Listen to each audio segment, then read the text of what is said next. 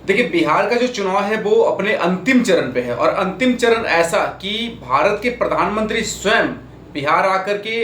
अपने पार्टी का चुनाव कर रहे हैं, वो भी जनता के पैसा से। तो आगे बता दूं कि बिहार में एक इस बार का जो 2025 का चुनाव है, उस 2025 के चुनाव में एक से एक महारथी लोग खड़े हैं। वो भी खड़े हैं जो कभी नीतीश कुमार और बीजेपी का प्रचार करते थे, और वो भी खड़े हैं जो सेंट्रल में अपनी सेंट्रल में बैठे हुए हैं, और वो भी खड़े हैं जो कभी चारा चोर यानी कि उनके पार्टी पे चारा चोर का दाग लगा है, और वो भी खड़े हैं जो दिल्ली में के मुख्यमंत्री हुआ करते थे, तो उनकी भी पार्टी खड़ी यानी कि केजरीवाल। बिहार में अभी को बता दूं कि बिहार में जो चुनाव का ऐसा माहौल बना है जिसमें आपका जीतन राम मांझी की पार्टी हम, और केजरीवाल की पार्टी आप, और इसके साथ साथ ये दोनों पार्टियां जो है वो राजद में विलय हो गई है। ऐसा क्यों हुआ ये भी बता दूं कि देखिए, बिहार में बीजेपी का जो समीकरण है और इसके साथ साथ आपका प्रशांत किशोर का जो समीकरण, बिहार का जो चुनावी समीकरण है वो बड़ा ही डिफरेंट टाइप का है। चूंकि केजरीवाल की बात करें तो केजरीवाल का दिल्ली हरियाणा में चल सकता है, बिहार के लोग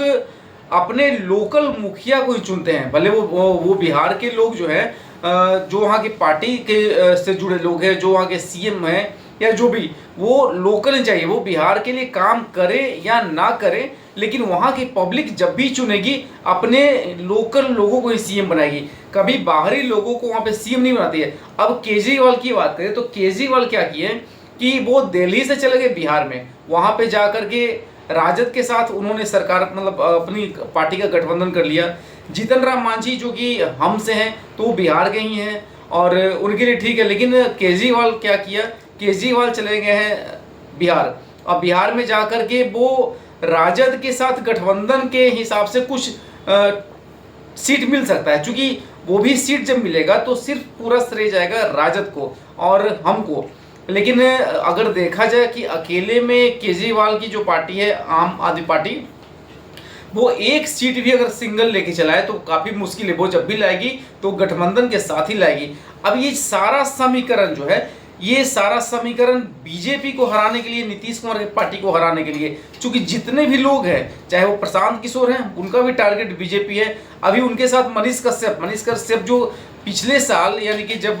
लोकसभा का चुनाव हुआ था तो वो बीजेपी के साथ जुड़े थे, और इस बार उन्होंने बीजेपी से हट करके सारा उनका श्रेय अब जा रहा है प्रशांत किशोर के पार्टी की ओर, यानी कि उनकी पार्टी के साथ में। लेकिन अब क्या है कि सारा जो समीकरण जा रहा है वो फूट डालो और राज्य करो पे जा रहा है, यानी कि जितना ज़्यादा पार्टियों का गठबंधन होगा और जितना ज़्यादा चुनाव लड़ने वालों की संख्या होगी, उतना उसी में किसी एक पार्टी का जीत निश्चित है। तो इस बार जो इस तरह का जो इलेक्शन चल रहा है, तो देखना है कि राजद की जीत होती है या बीजेपी की जीत होती है, या फिर इसके साथ साथ प्रशांत किशोर की जीत होती है। लेकिन मैं आपको बता दूं कि आम आदमी पार्टी जो दिल्ली से वहाँ पे गई है, वो उसका जितना नामुमकिन है असंभव है। हाँ, वो अपनी किस्मत आजमाने के लिए चली गई है, लेकिन चूंकि वो दिल्ली की है, हरियाणा की है, वहाँ की लोकल नहीं है, तो वहाँ पे काफ़ी मुश्किल है। चूंकि मायावती ने भी बहुत ट्राई की थी कि वो बिहार से सीट लाए, लेकिन मुश्किल था। उसके साथ साथ आपको ममता बनर्जी की सरकार है, यानी कि बिहार अपना सिर्फ और सिर्फ लोकल मुखिया ही खोजता है, चाहे वो बिहार के लिए कुछ करे या ना करे।